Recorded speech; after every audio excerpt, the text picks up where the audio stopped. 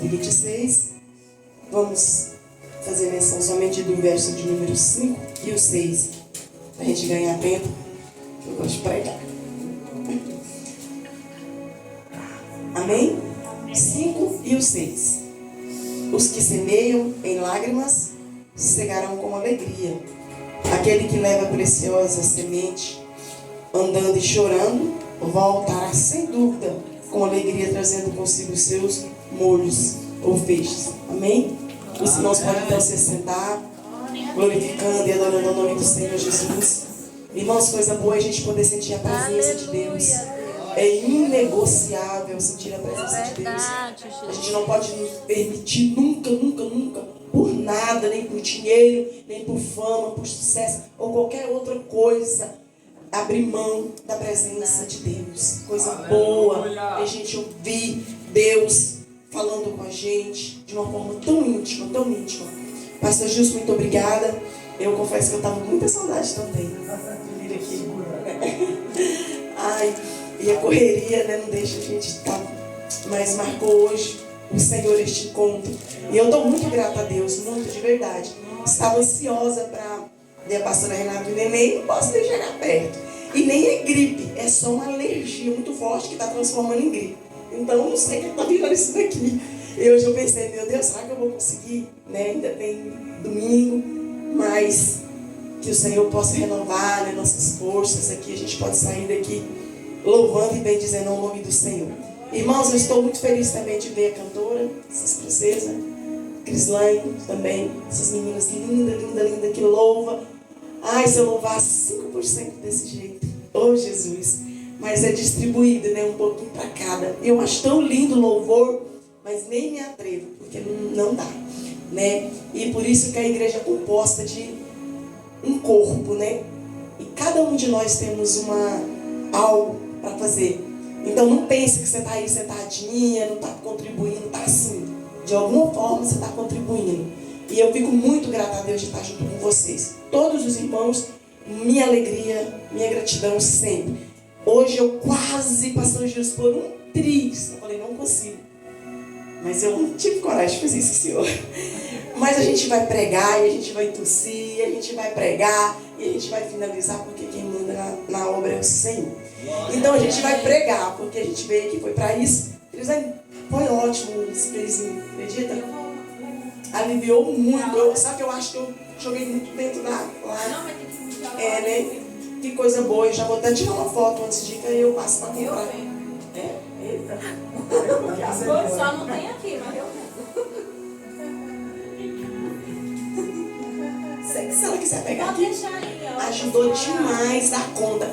Como Jesus é bom, a gente preocupa o dia inteiro, chega de noite e olha que coisa boa, né? Então a gente tem que literalmente descansar no Senhor.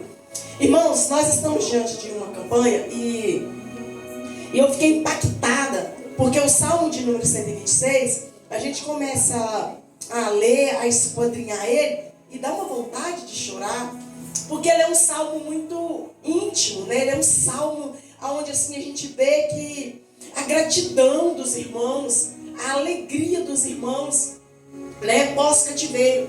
E a gente entende que eles tinham motivos de sobra para agradecer. E coisa boa é quando a gente vê alguém testificando do que Deus fez. Né? É tão bom ouvir testemunho, eu amo ouvir testemunhos. É tão bom a gente ouvir gente falar que passou por coisas tão difíceis, coisas tão terríveis, mas que sobressaiu com a ajuda do Senhor, confiou, né? E o Salmo de número 126, onde os irmãos fazem questão de louvar a Deus pelo feito que Deus fizeram com eles, a gente fica emocionado. Não tem como não emocionar com o Salmo de número 126. Mas ele não é só um salmo de emoções. A gente vai entender, né? A gente entende que o salmo, toda a trajetória, tudo que os irmãos passaram, tudo que sucederam com eles, tudo que passou, foi algo muito doloroso, foi algo muito difícil.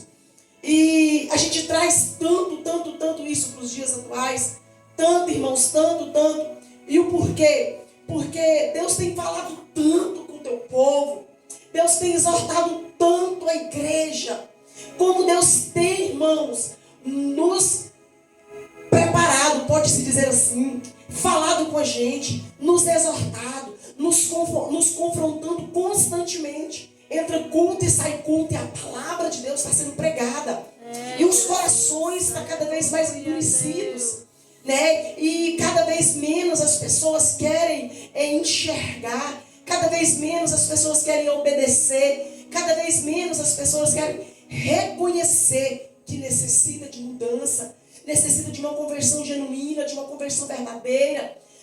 Cada dia que passa, irmãos, nós observamos o Senhor constantemente falando aos nossos corações, nos exortando, chamando a nossa atenção, levantando pessoas, falando através de muitos meios para atrair a nossa atenção para o Senhor. Mas parece, igreja, que cada dia que passa, cada minuto que passa, cada dia que a vinda de Cristo se aproxima, mais distante o povo tem estado do Senhor. Observe, meus queridos, que o Judá e Jerusalém, os irmãos de Judá, os irmãos que pecaram, prevaricaram, desobedeceram ao Senhor, e não foi por falta de aviso, e não foi por falta de exortação, não. Quantos profetas o Senhor levantara para atrair atenção, para dizer que faria, para dizer que aconteceria. Quantas coisas o Senhor ele usa, faz simbologia de coisas. Por exemplo, o profeta Amós, no capítulo de número 3, ele vai dizer que o profeta Amós vai relatar sobre esse aviso, né, que o Senhor dá ao seu povo. E o profeta Amós diz: ruge um leão antes de pegar a presa, pode pegar um passarinho sem armar o laço, e tal e outras coisas. Lá no capítulo de número 7, o mesmo Amós vai dizer: o Senhor tem falado, o Senhor tem avisado, os outros estão atentos, estão avisados acerca do que irá acontecer, mas as pessoas não criam, assim como também não creem no evangelho pregado de hoje. As pessoas não acreditavam, irmãos, assim como também não creem no tempo de hoje. As pessoas não davam valor, mas não temiam mais as coisas do Senhor, assim como está acontecendo na nossa geração presente, aonde muitos andam de engano, de mentiras, de ilusões, de fábulas, de contos. Muitos vivem de status. Eu não consigo compreender isso. Eu não consigo compreender como as pessoas entram no lugar do santo dos santos, até ouvem a palavra de Deus, até entende o que o Senhor está dizendo, até sabe, até vê que aquela palavra é direcionada a ele ou a ela, mas sai como se nada tivesse acontecido. E eu me lembro, irmãos, que quando Jesus ele vai contar uma parábola, e a parábola é do semeador, e o Senhor Jesus ele exortava muito bem os discípulos acerca disso. Ele dizia muito bem, ele disse para os discípulos faziam de conta, que não é que eles faziam de conta, eles estavam distraídos. Aí o Senhor disse: mas vós outros não entendem essa parábola? Então vamos entender as demais. Olha, o semeador sai a semear a palavra de Deus, mas muitos ouvem e não praticam. Muitos têm se deixado se levar pelos enganos deste mundo, mas a palavra de Deus ela tem sido ministrada, ela tem sido pregada. Observe, irmãos, que no capítulo de número 1, o salmista ele diz: quando o Senhor trouxe do cativeiro os que iam a Sião, estavam como os que sonham. E interessante que, já parou para pensar que quando a gente almeja muito uma coisa, e a gente sonha, a gente idealiza. Observe, igreja, que a gente sonha em ter uma formação boa na faculdade, a gente sonha em ter um casamento perfeito, a gente sonha em ter uma vida agradável, a gente planeja coisas, e não é ruim não, é muito bom. Precisamos sonhar mesmo, e precisamos idealizar coisas boas para nós. Mas para sustentar esse sonho também tem desafios, também tem obstáculos. Observa que os irmãos eles estavam muito alegres, muito contentes. Parece que a gente sonhou tanto, a gente esperou tanto por isso aqui. Olha que maravilha, agora a gente está vivendo isso daqui. E eles se alegravam com isso, não murmuravam. Até porque eles não deram credibilidade ao decreto de Ciro, muito pelo contrário. Eles olharam para o céu e viram que o cativeiro eles só foram soltos no cativeiro por uma ordem divina. Então eles entendiam que ali era o dedo de Deus. E entenda uma coisa, igreja. A restauração da igreja, a restauração no contexto espiritual de tudo que está precisando ser restaurado, é principalmente por nossas ações, claro, muitas das nossas orações, mas sem a intervenção divina é impossível. Então, se tem uma causa diante de Deus, se tem algo diante de Deus, não usa só as tuas forças físicas, não. Busca também do Senhor, busca também de Deus. Por que eu digo isso, irmãos? Porque sem a intervenção divina, somente o decreto de Ciro não ia resolver. Se o Senhor ele não convence o coração daquele homem, tampouco ele faria isso. Observe, igreja, que o mundo está numa catástrofe. As coisas estão de mal a pior. Mas a gente não vai vencer com as nossas forças físicas, com a nossa boa eloquência, com a nossa beleza, com qualquer outra coisa que a gente tenha, se nós antes não buscarmos por uma intervenção dos céus. Não adianta.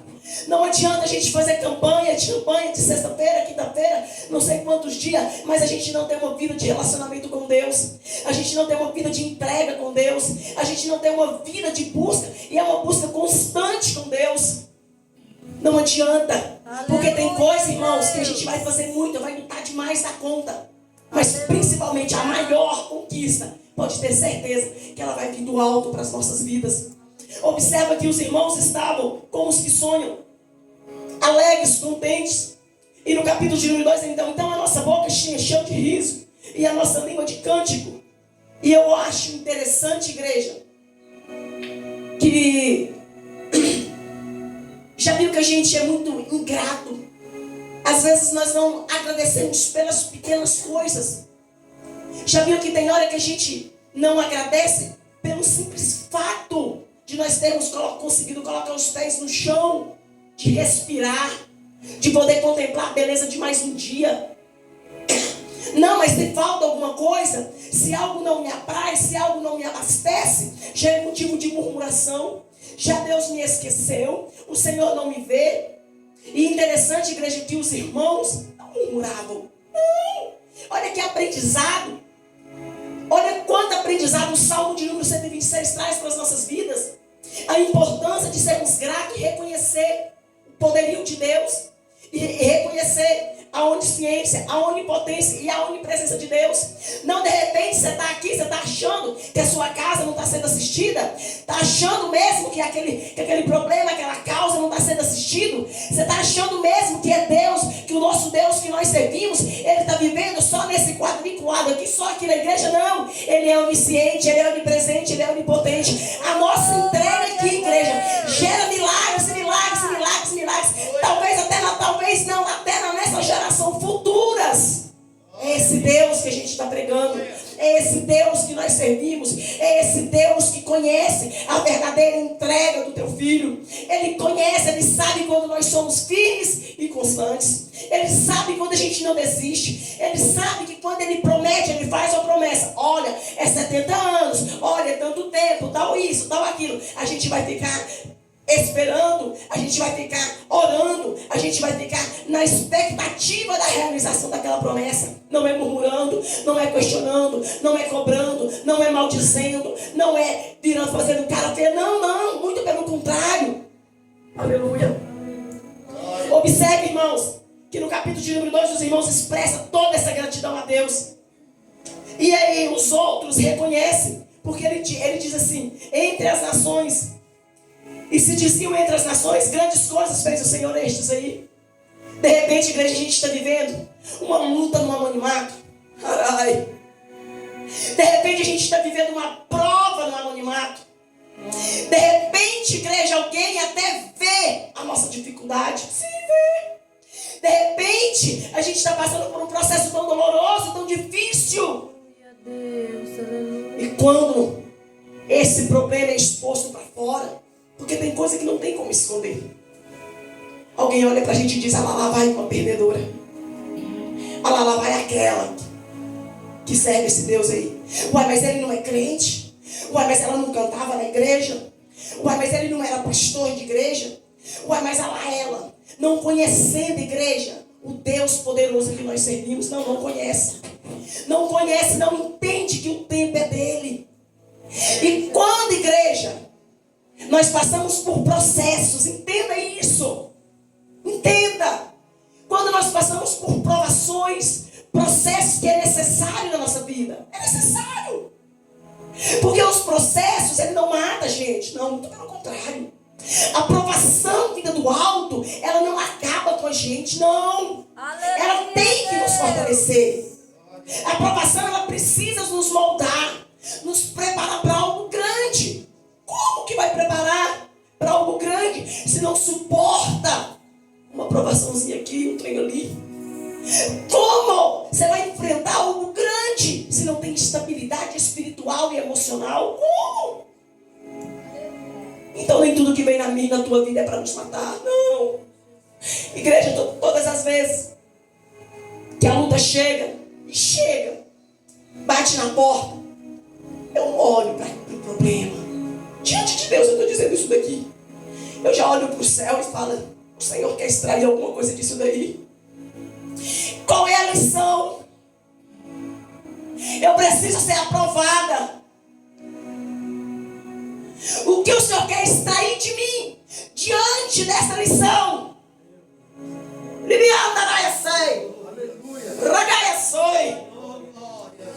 Sabe, igreja? Tem pessoas que o Senhor ele tem um desejo de usar. Tem pessoas que o Senhor tem um desejo de preparar ele ou ela. Mas ele não suporta o molde. Ele não suporta os dias difíceis. Não suporta. Quando a luta chegar, a adversidade chegou. Por que, irmãos, eu digo isso? Porque quem permitiu foi Deus. E por quê? Porque temor. Porque desobedeceram. Porque pecaram.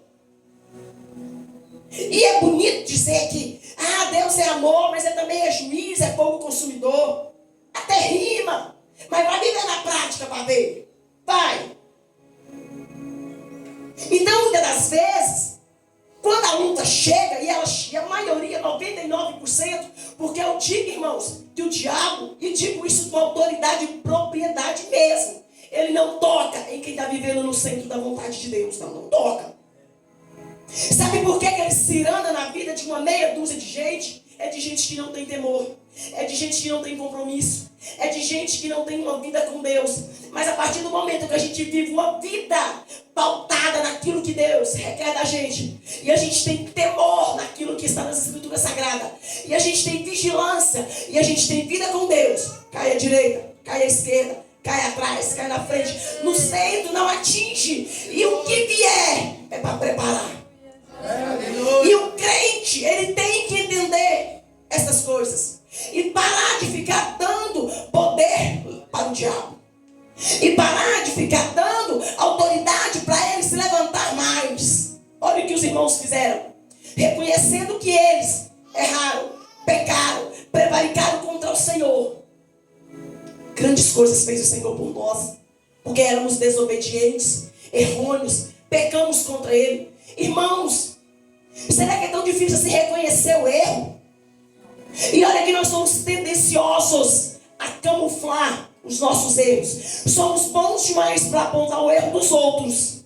Somos bons demais para denunciar o pecado alheio. Somos bons demais para colocar o dedo na cara das pessoas e olhar para os nossos. E olhar porque que as coisas estão desencarrilhando. E entender que a coisa chegou, que a aprovação chegou, porque nós desviamos do propósito de Deus. Somos tendenciosos demais a esquecer de olhar para nós mesmos, para as nossas ações. Aleluia. Observe, igreja, que os irmãos entenderam isso daqui. É por isso que eles não deram mérito nenhum para Ciro. Não, muito pelo contrário. Reconhecendo que daquele cativeiro quem poderia tirar é somente o Senhor, que também permitiu para que eles passassem por aquilo ali. Igreja, e não foi um cativeiro qualquer, não foi algo qualquer, não. Nós observamos que o profeta Jeremias, ele foi um profeta ocular de tudo que aconteceu com aquele povo. Matavam-se as mulheres, matavam-se as crianças. Era um desastre. Foi um caos total causado por eles mesmos. Porque decidiram sair do centro da vontade de Deus. Quando nós vamos para o capítulo de número 4, ele diz: faz-no, Senhor, regressar outra vez no cativeiro. Senhor, como as correntes do sul. Sabe, igreja? E o salmista, ele faz questão de destacar ou do sul ou do Negueb. Algumas traduções vão mudar um pouquinho. E o porquê que ele faz questão de dizer isso? Observa que agora eles estão livres. Observa que agora eles estão alegres, cantando. Observa que agora eles estão de volta. Observe, igreja, que agora o Senhor ouviu a oração. O Senhor, o nosso Deus, cumpriu o que havia dito. Mas por que no capítulo de número 4, os irmãos e o salmista destacam: faz-no, Senhor, regressar outra vez no cativeiro, Senhor. Faz-no regressar outra vez no cativeiro, Senhor, como as correntes do sul ou do Negueb, como diz a sua tradição. E o porquê que no capítulo de número 4 os irmãos destacam isso? Vocês lembram que no começo eu disse que diante de um sonho, sustentar ele também vai trazer muitos esforços. E eu digo isso no contexto espiritual, porque se nós fecharmos os nossos olhos, a gente vai imaginar. Eu não sei você,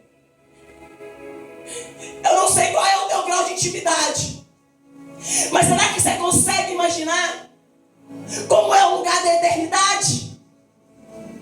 Já teve esse desejo de querer entender como será aquele lugar? Será que é mesmo as ruas de ouro e de cristal? Será que mesmo os rios são azuis? Trazendo aqui por um contexto espiritual, nós também estávamos cativos, éramos ovelhas, não tínhamos pastor. Alguém se doou por nós.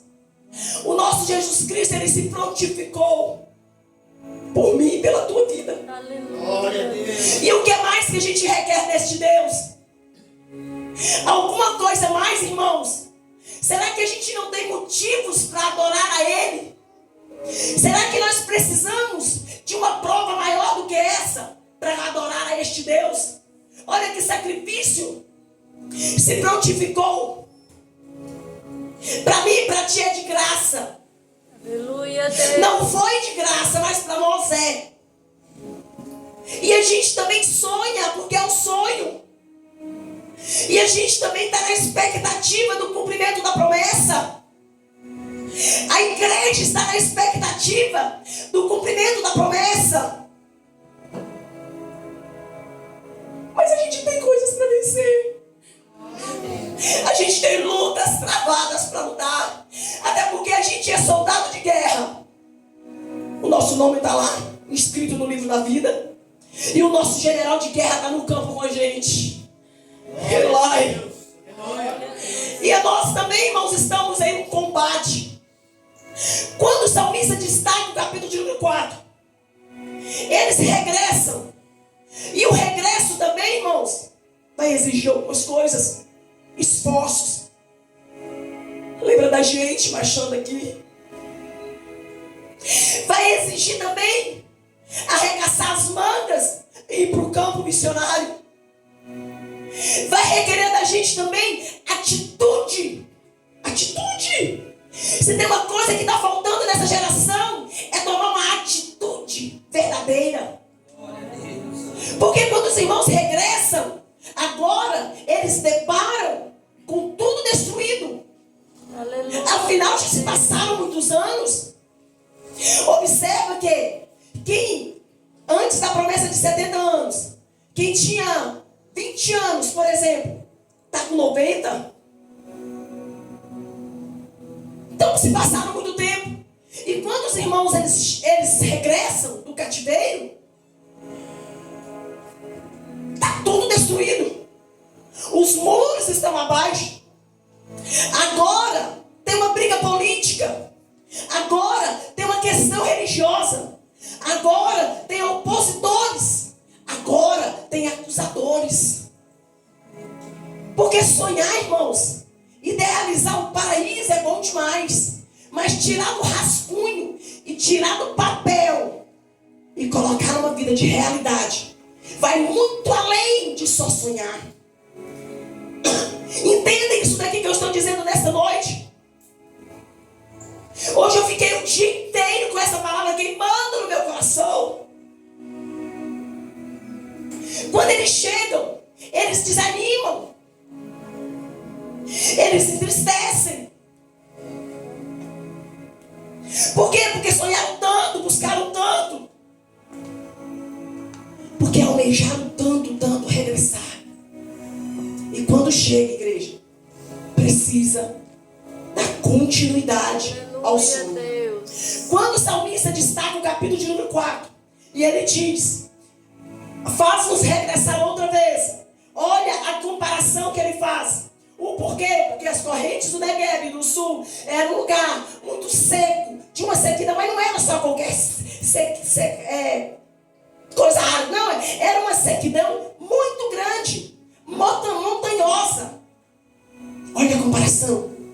O salmista quis dizer que é da mesma maneira que de tempos em tempos caiu uma chuva ali, e aquela chuva escorria. Sabe, igreja, quando a gente está aí há 6, 7, 8 meses, você olha para o céu assim, não vê uma gota d'água, uma nuvem, melhor dizendo.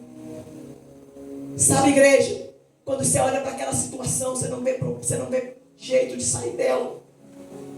Sabe, quando você olha para aquela circunstância, aí você diz: como eu vou sair daqui? Como eu vou resolver este problema? De que maneira? É o que o salmista fez. Olhando para a situação, comparando um deserto árido demais da banda do sul. Olha, irmãos, e pede socorro para Deus. Eles entendem que agora eles precisam ter uma atitude. Eles precisam se posicionar e dar continuidade naquilo que eles tanto sonharam. Então, falar só do capítulo de número 5 e os que semeiam com lágrimas é muito bom. Mas se nós voltarmos atrás e entender o valor da lágrima destes homens, deste povo, a gente entende, igreja, um pouco mais daquilo que o Senhor quer falar com a gente. No capítulo de número 5, que é o tema da campanha, ele diz: e os que semeiam com lágrimas cegarão com alegria. Sabe, igreja? Imagina um recomeço. Imagina um plantio. Não tem nenhuma possibilidade de nós semearmos agora e eu virar as costas e já colher. Não existe isso. Embora a nossa geração ela é apressadinha demais. Embora a nossa geração é uma geração, costumo dizer TikTok. Não quero isso, só vai passando o dedo. Não, isso não gostei. Não, isso não gostei. Não tem paciência com a semeadura. Não tem paciência. Não tem paciência de orar hoje, dar continuidade, e assim como Paulo, ele instrui os irmãos, sendo firmes e constantes. Sendo firmes e constantes. Sendo firmes e constantes. Não tem. E a semeadura, irmãos, ela traz um outro aprendizado muito grande para as nossas vidas, que é o tempo da espera. E o tempo da espera, eu costumo dizer que é um dos tempos mais difíceis que tem. Das provas. Porque esperar não é bom. Esperar não é do nosso feitio.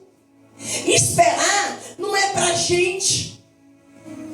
Mas para colher bons frutos, para colher resultado, para colher alegria, para colher bonância, tem que ter paciência e principalmente cuidado na semeadura. Observe, igreja, que o salmista ele diz: os que semeiam com lágrimas cegarão com alegria. Quantos de nós já nos debruçamos muitas das vezes em determinada situação que aos nossos olhos, que a nossa visão óptica era impossível, mas a gente estava chorando, orando, entregando, confiando. Quantas experiências nós já tivemos em semear com lágrimas? Quantas vezes, igreja, nós entramos em um culto como este, dobramos o nosso joelho, não sai nada dos nossos lábios, não temos força para adorar, mas as lágrimas respondem por nós. Quantas vezes nós entregamos um sonho, algo diante de Deus, sem esperança nenhuma? Muitas das vezes as nossas forças, aos nossos olhos, muitas vezes. E quantos de nós desistimos? Quantas desistências houve neste período? Porque os irmãos, alguns também desistiram. E quem de nós também não desistimos de algo? Iniciamos uma campanha, o sono rouba, o cansaço chega, iniciamos um propósito, de repente a gente esquece com os afazeres, não temos constância com as coisas. Aleluia, Deus. Irmãos, e o salmista destaca bem: mas aquele que viu que é uma escolha, aquele que é uma questão de escolha. Irmãos, não é fácil. Se eu disser que eu vou estar sendo uma mentirosa, e não é fácil. Não é fácil, irmãos, nós nos mantermos equilibrados, firmes, constantes. E não é fácil nós termos fôlego de adoração nos dias da adversidade. Não é fácil. Mas é necessário. Sim, é necessário. Porque eu não sei vocês, mas muitos de nós já tivemos experiências de nos ajoelharmos só um caco, pequenininho, uma formiguinha. Mas quando a gente levanta, a gente está abastecido, como uma leoa, cheio de força, cheio de sonhos, cheio de desejo de lutar, cheio de vontade de vencer. E isso não é mérito nosso, não é nada nosso. É porque nós somos visitados por uma força maior, que é uma força espiritual. E a gente levanta, irmãos, forte, corajosos de novo, para ir para a batalha, sonhando com os que sonham também. E alegres. Mas aquele que leva a preciosa semente, andando e chorando, volta sem dúvida. Então, irmãos, quando nós chegamos aqui nesse sem dúvida, nós temos que observar. Por isso que eu gosto muito, muito, quem me conhece sabe, de ministrar sempre expondo o texto. Eu não pego um texto isolado e saio falando qualquer coisa, não. Não critico quem faça isso. Para que nós venhamos entender, para que a gente tenha uma ideia melhor, pode-se dizer assim, daquilo que Jesus quer da gente. Observa que ele diz: andando e chorando volta sem dúvida. Sabe, irmãos? Acredita naquilo que Jesus te prometeu. Acredita naquilo que ele te prometeu. Confia naquilo que ele te falou. Não tenha dúvida. Não deixe o medo atrapalhar. Não deixa a adversidade atrapalhar. Os irmãos estavam diante de um grande projeto. Aleluia. A construção dos muros outra vez, estava tudo destruído. Mas havia ali, como eu já disse, uma questão política. Outras pessoas, porque tudo passou. Os obstáculos, irmãos, que vêm para tirar, para colocar dúvida no nosso coração. Se tu está semeando,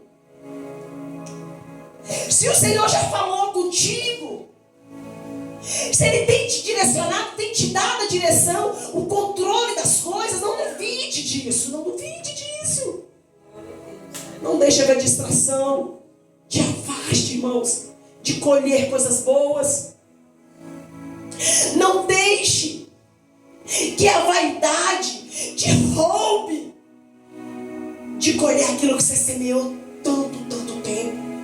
Não deixe que a tristeza, a depressão, a angústia te roube.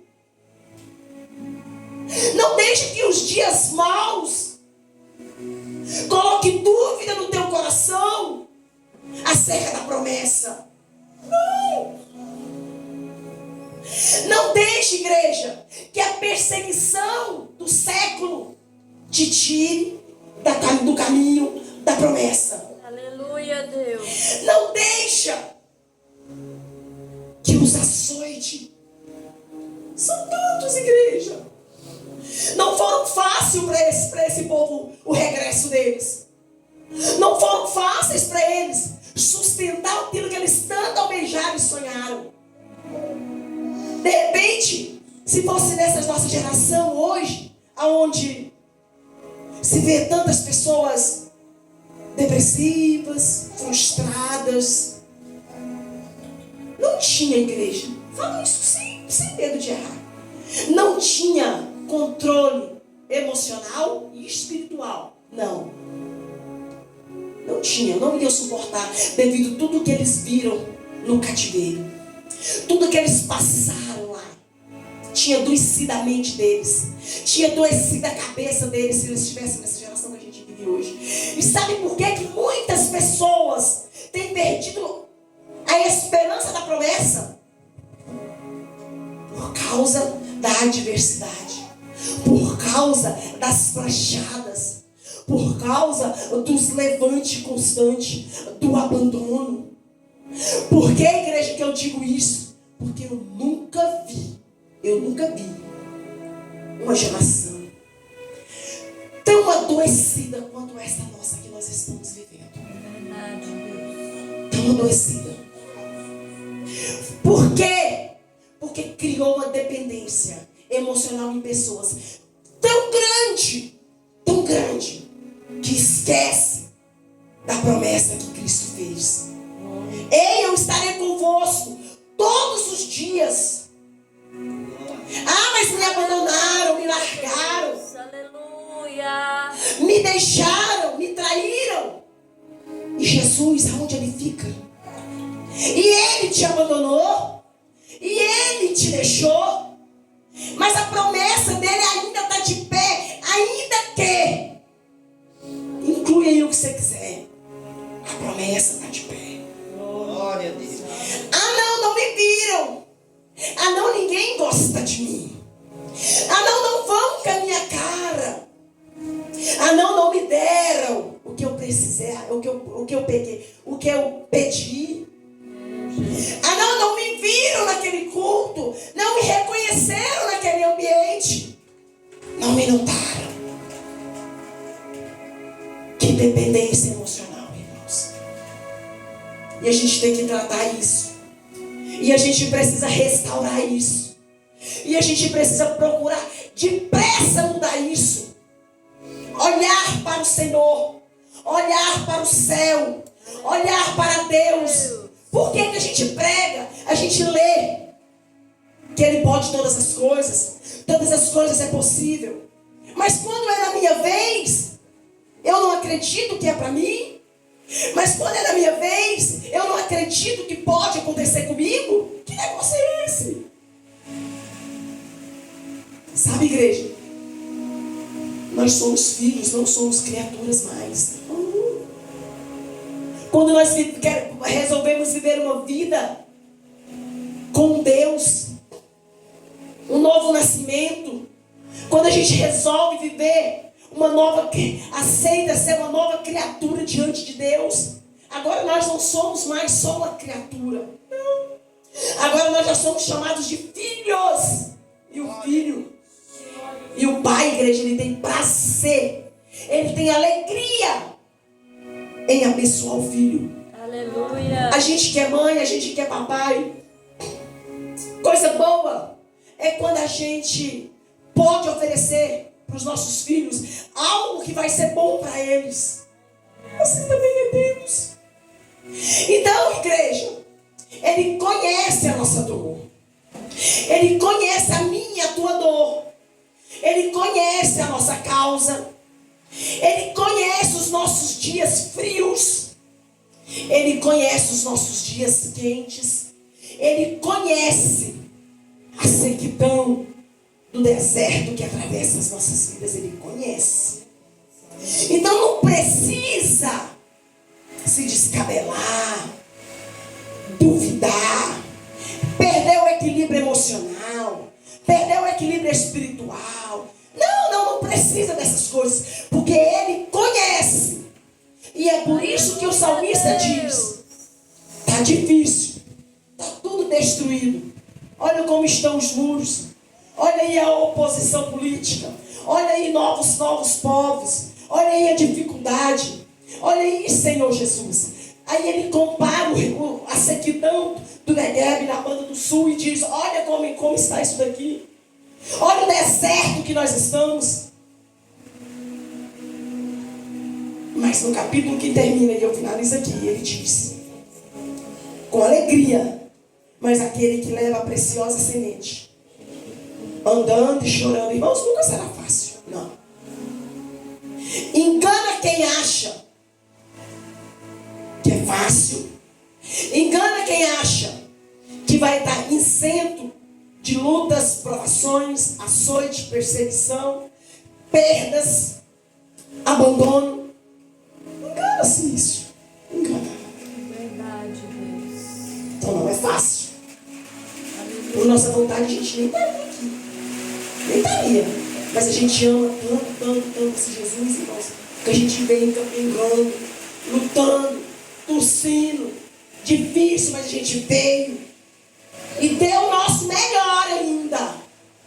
Aleluia. E ele diz, andando e chorando. Sabe, irmãos, eu tenho uma curiosidade, eu quero passar para os irmãos. Vocês já viram que no ministério de Jesus, todo o ministério terreno dele, nem um relato diz que Jesus sorriu. Eu ainda não vi. E olha que eu leio, vou volto, não vi. Mas que chorou, eu já li. Mas eu não vi nenhuma vez os evangelhos destacar que no ministério terreno de Cristo ele sorriu. Não. Apenas que ele chorou. Algumas vezes. Se algum dos irmãos já viram, os irmãos me mostram, me mandem mensagem para a gente discutir junto. Mas no ministério terreno de Jesus não houve sorriso da parte de Cristo. Nos mostrando, igreja, a dificuldade que é para nós alcançarmos o nosso sonho, que também sairmos deste mundo e vivermos uma eternidade inteira com Cristo. E eu finalizo aqui, aonde ele diz: sem dúvida, com alegria trazem consigo seus molhos ou seus feixes. Aleluia. Sabe, igreja? Deus fiel, aleluia. Não desista, não. Não para, não. Vai ter dias, igreja, que a gente vai estar passando por dias difíceis mesmo. Sim, vai ter muitos dias assim. Talvez mais assim do que alegres. Mas nos dias difíceis, não desiste não. Prossiga, continua, vai avante. Glória, glória. Por quê, irmão? Porque você é um dos tais. Sim, você é um dos tais. Tem um hino que diz: avante eu vou para morar no céu, na divina mansão.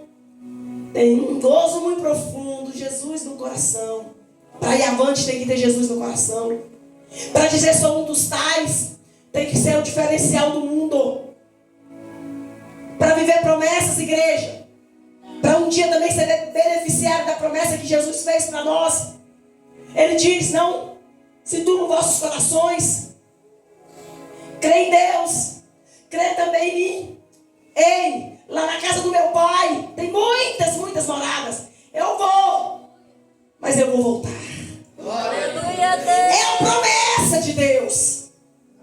E a promessa dele, irmãos, é de vir buscar a gente. A igreja vai descansar eternamente com o Senhor.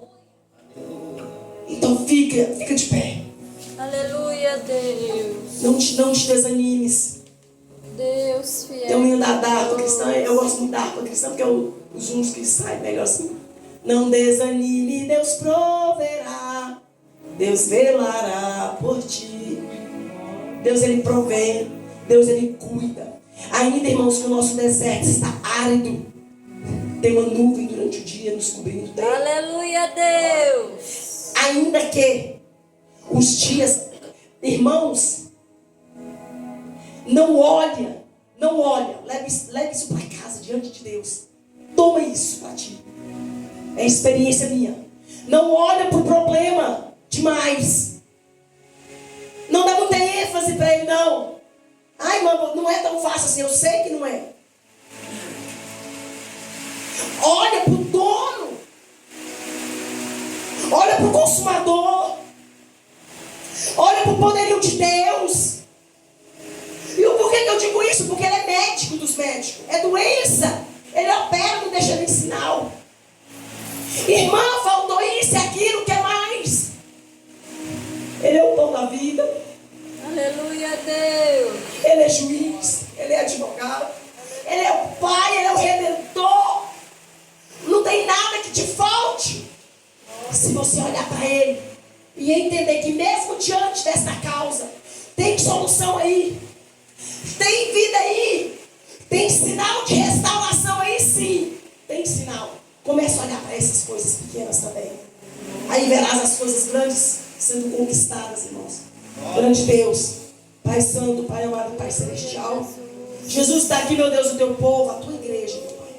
Meu Deus, nós estamos diante da tua palavra, meu Pai. Jesus, assim, meu Deus, como os irmãos regressaram, meu Pai. E a promessa do Senhor se cumpriu na vida deles. Que nós também possamos, meu Deus, continuar, meu Pai. Meu Deus, semeando. Meu Deus, regando. Meu Deus, salmodiando. Cantando, meu Pai, nunca murmurando. Ó Pai, eu quero apresentar diante de Ti as cantoras, meu Pai.